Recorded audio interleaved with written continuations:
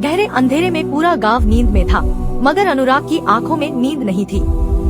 वो हमेशा से रहस्यों को सुलझाने में दिलचस्पी रखता था और इस बार उसका सामना एक ऐसे रहस्य से हुआ था जिसने पूरे गांव को दहला रखा था।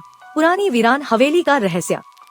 लोग कहते थे जो भी उस हवेली में गया फिर कभी लौटकर नहीं आया। कुछ का कहना था कि वहाँ आत्माएं बसती हैं, मगर अनुराग इन कहानियों पर बिना परखे यकीन करने वालों में से नहीं था। उसने ठान लिया कि वह इस गुत्थी को सुलझाएगा। अनुराग ने एक पुराना लालटेन जलाया और धीरे धीरे हवेली की ओर बढ़ा।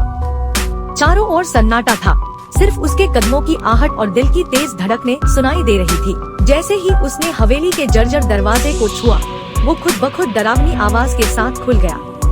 दीवारों पर जाले लटके थे, हवा में एक अजीब सी सरसराहट हुई। अनुराग ने लालटेन की रोशनी बढ़ाई, लेकिन तभी तुम्हें यहाँ नहीं आना चाहिए था, ये शब्द फुसफुसाहट की तरह गूंजे। अनुराग का दिल जोर जोर से धड़कने लगा, मगर वहाँ कोई नहीं था, बस वही रहस्यमयी सन्नाटा। मगर तभी एक कोने में उसे कुछ हलचल महसूस हुई। जैसे ही उसने रोशनी वहाँ डाली, दीवार पर एक परछाई तेजी से हिली और एक पुरानी टूटी फूटी अलमारी की ओर बढ़ी। अनुराग ने हिम्मत जुटाई और उस अलमारी को खोला।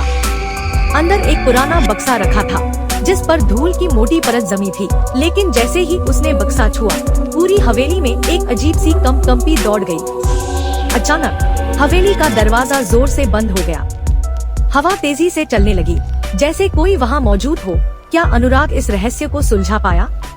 क्या हवेली की सच्चाई सच में किसी भूत से जुड़ी थी या ये कोई और राज था?